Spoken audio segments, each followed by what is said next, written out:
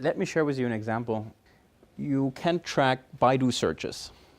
So the Chinese Google, and you see what people are searching for. If you take a car company, there is a almost 100% correlation between searches and market share, which is quite impressive. So if people search for a product twice more, they also buy it twice more. It's a bit simplified, but it's not so far off. The interesting part is you can look at those data on a city level.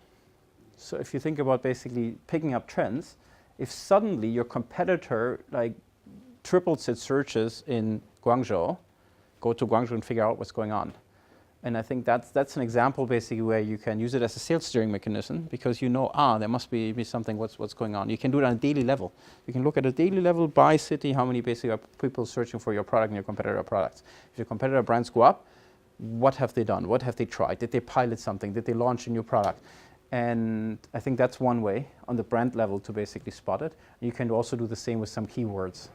And you can basically see how keywords are tracking once they go up. It's just one example. Of course, there are a lot more, but I think that's a type of basically information I advise my consumer clients to collect, because you don't have a lot of time to react, because once a trend hits there, and then if you basically get your whole machine of product development, until you spot it, then you just think about how you develop it, and then the whole trend is already over.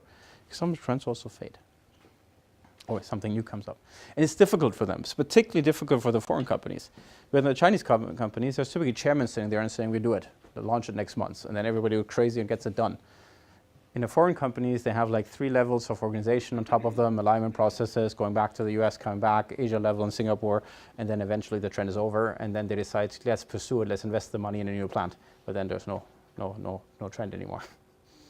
So you would recommend like a local organization that can react Yes. quicker? Yes. Or an empowered organization, because ultimately you need the governance. So I'm not saying basically forget the governance. It's important in a country like China to have a certain governance in place, but to have basically processes which are set up to basically be very fast and empowered with not so many layers in between to the real decision makers.